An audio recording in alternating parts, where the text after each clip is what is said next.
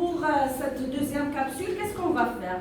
On va essayer d'appliquer presque toutes ces techniques que je viens de dire tout à l'heure dans ce petit exercice.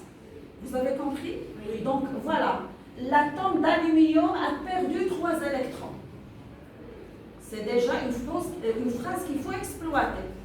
L'atome d'aluminium a perdu 3 électrons. La première question, donnez la formule chimique de l'ion formé. Oui, Issa? Al3+. Très bien, Al3+. Qu'est-ce qu'il a fait dans la tête? Il a souligné l'atome de l'aluminium et il l'a remplacé par quoi? Très bien. Puis après, qu'est-ce qu'il a exploité? Quel terme? Perdu. Il a remplacé par quoi? Puis après, 3 électrons, il a remplacé par 3. Et il m'a donné le résultat à 3. Très bien. Donnez la charge de quoi? Du noyau. Est-ce qu'ils ont donné l'atome de l'aluminium a perdu 3 électrons?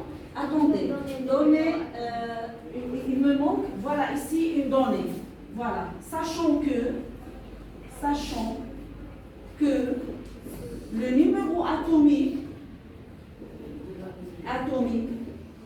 son numéro atomique, sachant que son numéro atomique est 13. Voilà. Une autre donnée pour démarrer, pour continuer. Donnez la charge du noyau de l'atome. Donc quand je pense à l'atome, il faut penser à ce schéma. Oui. Tant qu'on travaille avec l'atome, il faut automatiquement ne pas avoir peur et travailler avec ce schéma. Qu'est-ce que j'ai? J'ai Z égale à 13. Vous avez compris? Oui. Je travaille avec l'atome d'aluminium. Donc la charge de quoi? Du noyau de l'atome. Les autres? Oui, hein? Plus 13. Très bien, c'est plus ZE, c'est-à-dire plus 13E. Très bien, donc j'écris ici plus 13E, il faut mentionner le plus. Oui. Il faut préciser le plus. Je passe. Et Q, noyau de l'ion. Non, de l'ion. Q, noyau de l'ion. Je travaille toujours jusqu'à maintenant avec le noyau. Salma? Pourquoi tu as dit moins? Et moi j'ai demandé le noyau de l'ion formé. Oui. C'est un noyau. Quand je parle du noyau, et il est chargé toujours positivement. Plus Est-ce ça? Plus 3. Plus 3E du noyau. Plus 13.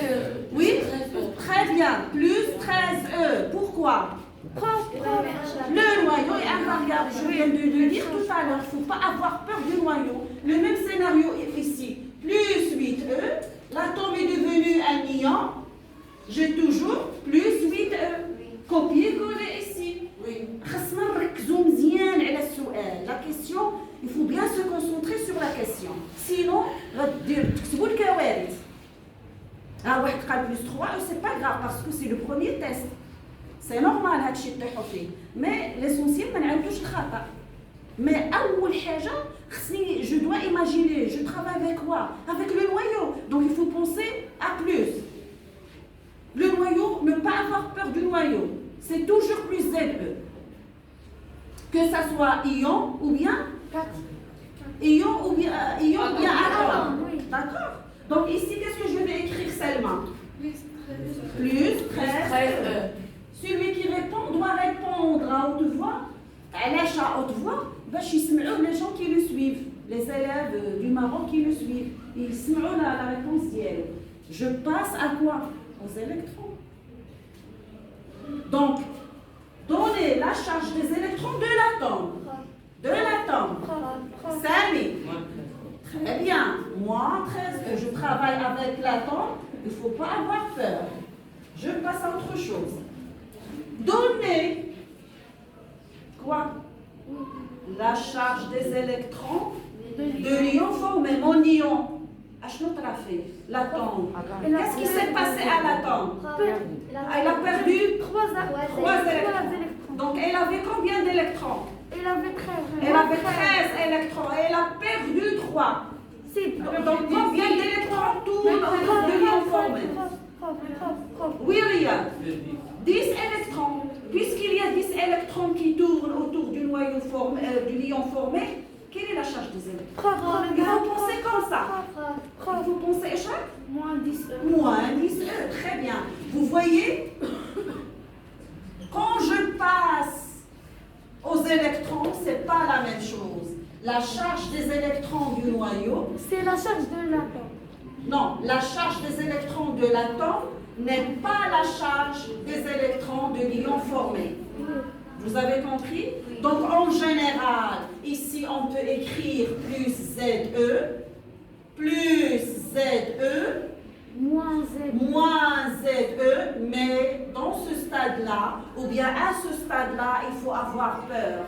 Il faut compter le nombre des électrons qui restent, que ce soit si l'atome a perdu ou gagné, le nouveau nombre d'électrons. J'ai un nouveau nombre d'électrons chez l'ion. Et je mets ici un moins et je mets ici un E. Que représente N? Le nombre des électrons de l'ion formé. Vous avez compris? Oui. Très bien. À quoi est égal Q atome? Avec des yeux fermés. À quoi est égal Q de l'atome? Ryan. C'est 13. Q de l'atome, la charge de l'atome. Oui, La charge d'un atome, n'importe quel atome. Oussama? Neutre. C'est-à-dire, très bien. Un atome, il ne faut pas précipiter les choses. Il faut penser bien avant d'agir. Donc, Q de l'atome égale à 0. Et Q de l'ion formé, vous avez deux méthodes à faire. Est-ce ça? Est égal à Q de noyau plus Q d'électron. Oui, il veut travailler avec la première méthode, je suis tout à fait d'accord. Très bien. Voilà. Pour chercher Q ion, on a deux méthodes à envisager. Il y a Q ion égale à quoi? Q de son noyau de l'ion plus Q de ses électrons de l'ion. Donc je vais chercher ici. C'est combien? Plus 13E plus quoi? Moins 10E, ça donne combien? Oui? Très bien. Plus 3E. Ça, c'est la première méthode. La deuxième méthode. Echraq?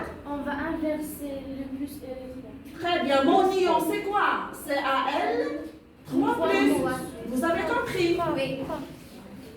Donc, qu'est-ce que je vais faire? Oui, Selma, Oussama, Houda, Manal, oui, Oussama. La charge de cet ion-là. Plus 3, vas-y. Fois E, très bien. Donc je vais inverser plus 3 et multiplier par E. Comme vous voyez, j'aboutis au même résultat. Donc pour finir cette leçon, Inch'Allah, c'est pas cette leçon, cette capsule, j'attire votre attention à une nouvelle chose.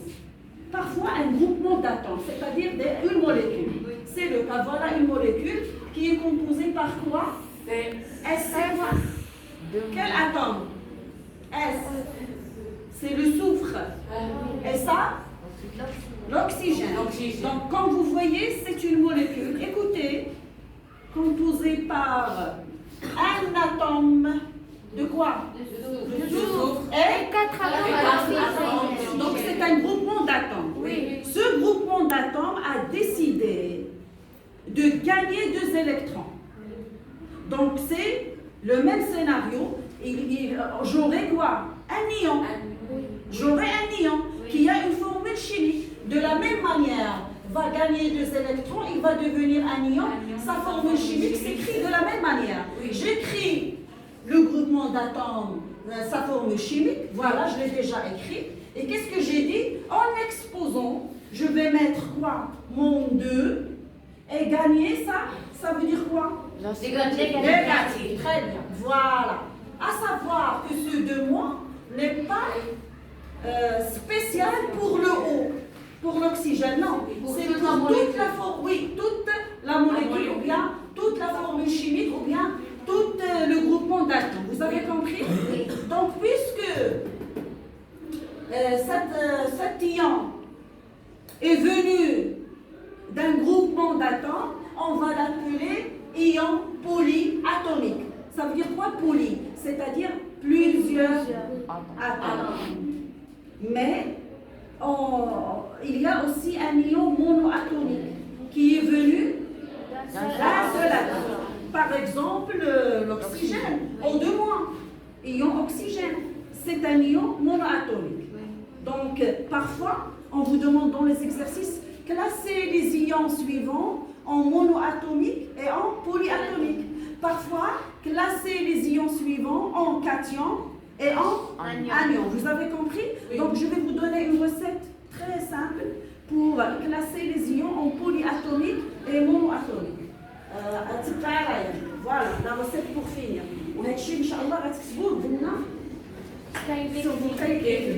Voilà. Est-ce que c'est clair ici ce tableau, Zainab? Oui. Très bien. Donc voilà. L'ion, qu'est-ce que je vous ai dit? Un ion, il peut être un cation ou un anion. Le cation, ce T me rappelle le plus, et l'anion, ce N me rappelle le négatif. Donc pour l'ion, polyatomique et monoatomique. Pour polyatomique, si j'ai dans la formule chimique 2 majuscules au plus, يعني جوج ديال les lettres majuscules فما فوق. Plus, il s'agit d'un ion polyatomique. Par contre, dans la formule de l'ion monoatomique, on trouve une seule lettre, non, une seule lettre majuscule. Majuscule, ça se connaît. Par exemple, je donne un exemple tout de suite avec le. Voilà ici, C, A, de plus. J'ai une seule lettre majuscule. O de-, une seule lettre majuscule. C'est clair? Oui. Donc on a presque fini. Tu vas